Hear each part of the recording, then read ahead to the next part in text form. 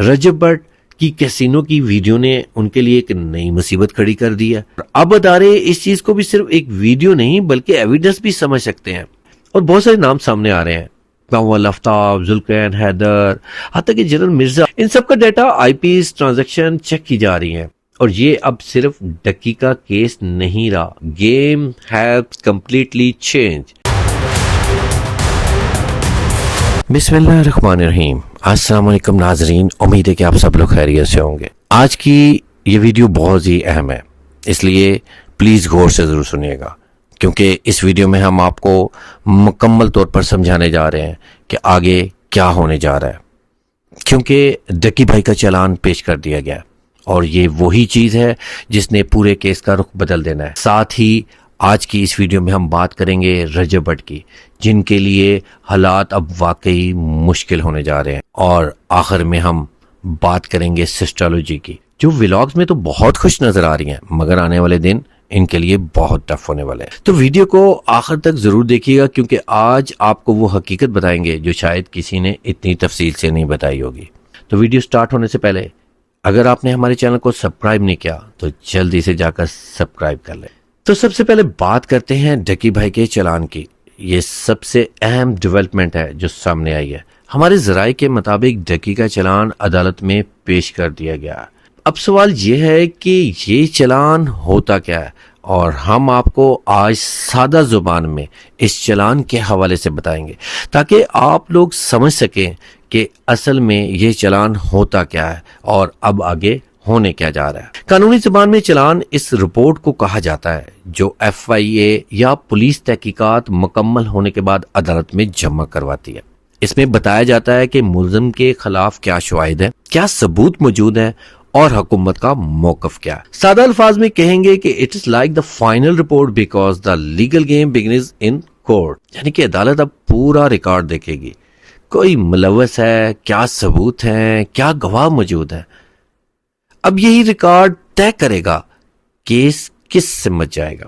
ڈکی بھائی تقریباً 50 دن سے جیل میں ہے اور ان کے تمام فینز بہت زیادہ افسردہ ہیں اور وہ شاید اس انتظار میں ہیں کہ ڈکی کی بیل کب ہوگی. لیکن حیرت کی بات ہے کہ اب تک ان کے وکلا نے ہائی کورٹ میں اپیل فائل نہیں کی. اور اب میری بات کو آپ غور سے سمجھیے گا، یہ بڑا اہم پوائنٹ ہے.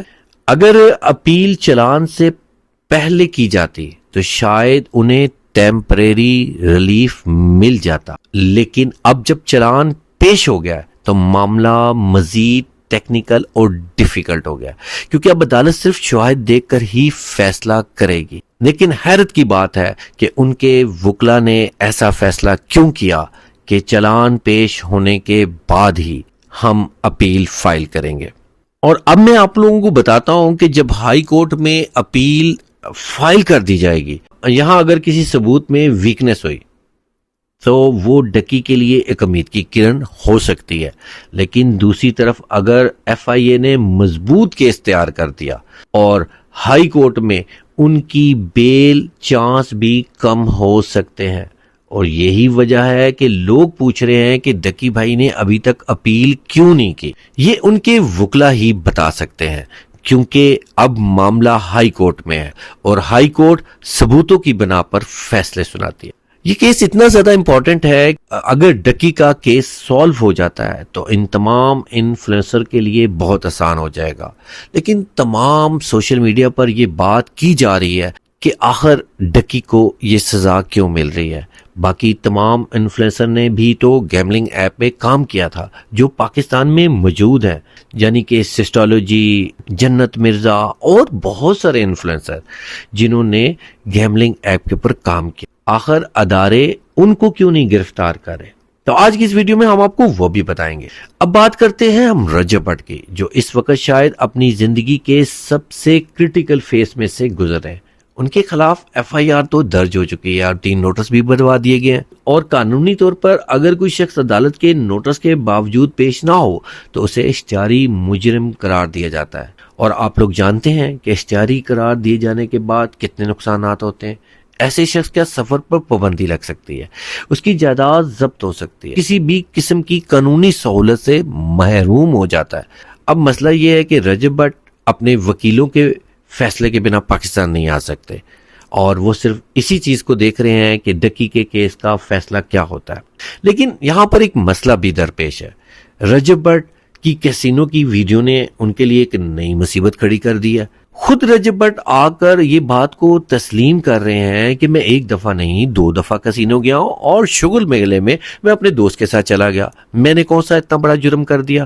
اور اب ادارے اس چیز کو بھی صرف ایک ویڈیو نہیں بلکہ ایویڈنس بھی سمجھ سکتے ہیں، اور ادارے یہ تمام چیزیں دیکھ رہے ہوتے ہیں اور ادارے اس کو ایویڈنس بھی بنا سکتے ہیں. Public reaction was very Harsh. لوگوں نے خوب ٹرول کیا. اکثر فینس نے کہا یہ غلط ٹائم پر غلط حرکت تھی. اور آپ سب لوگ جانتے ہیں کہ اسلام میں گیملنگ حرام ہے، اور اب جب ایک بندہ کیس فیس کر رہا ہو تو ایسے حالات میں کیسینو جانا ناقابل برداشت سمجھا جاتا ہے. ادارے بھی یہی کہتے ہیں کہ یہ صرف اتفاق نہیں، لیکن شاید رجب بٹ بہت زیادہ ایزی لے رہے ہیں اور اسی وجہ سے وہ ٹرول بھی ہو رہے ہیں. اور NCCI والوں کی کوشش بھی یہی ہے کہ ڈکی کو جلد سے جلد سزا مل جائے تاکہ ہم ان سب لوگوں کے گرد گھیرا تنگ کر سکیں. اب ہم بات کرتے ہیں سسٹالوجی کی طرف. ویلاگز میں تو کافی ہیپی کانفیڈنس دکھائی دیتی ہیں، لیکن اندر کی کہانی تو کچھ اور ہی ہے. کیونکہ اگر ڈکی بھائی کو سزا ہوتی ہے تو اگلا قدم تو سیدھا سسٹالوجی کی طرف جائے گا، کیونکہ وہ پاکستان میں ہے اور ان کو بھی 3 نوٹس جا چکے ہیں اور ان کے پر بھی FIR درج ہو چکی ہے. ادارے اب پورے نیٹ ورک کو ٹارگٹ کر رہے ہیں، صرف ایک شخص کو نہیں. ان کے مطابق یہ کوئی انفرادی غلطی نہیں ہے بلکہ ایک ڈیجیٹل چین ہے جو سب کو جوڑتی ہے. یعنی کہ جو بھی گیملنگ ایپ پہ پروموشن میں شامل ہوا ہے وہ انڈر واچ ہے. اور بہت سارے نام سامنے آ رہے ہیں، کنول آفتاب، ذوالقرنین حیدر، حتیٰ کہ جنرل مرزا، اور اس کے علاوہ بہت سارے ایسے یوٹیوبر ہیں جن کے نام شامل ہیں. ان سب کا ڈیٹا IPs ٹرانزیکشن چیک کی جا رہی ہیں. اور یہ اب صرف ڈکی کا کیس نہیں رہا، social media network investigation بن چکا ہے. تو دوستو آپ خود فیصلہ کیجئے گا. یہ صرف ایک کیس نہیں بلکہ پورا سسٹم بدلنے کا موڑ ہے، جہاں پر یوٹیوبر کے لیے گیم ہیز کمپلیٹلی چینج. ڈکی بھائی کا چلان، رجب بٹ کی کیسینو ویڈیو اور سسٹالوجی کے آنے والے دن، یہ سب ایک نئی کہانی لکھنے جا رہے ہیں. اب دیکھنا یہ ہے کہ کون بچ جاتا ہے اور کون اس کہانی کا اگلا کردار بنتا ہے، کیونکہ ہم اگلی ویڈیو میں اس کیس کے نئے موڑ کے ساتھ واپس آئیں گے اور تمام اپڈیٹ ہم آپ لوگوں کو اپنے اس چینل پر دیتے رہیں گے. اسی لیے ہمارے چینل کے ساتھ جڑے رہے گا، کیونکہ یہاں پر اصل حقائق اور تصدیق شدہ خبریں دی جاتی ہیں. مجھے اس امید کے ساتھ اجازت دیجیے گا. اللہ حافظ.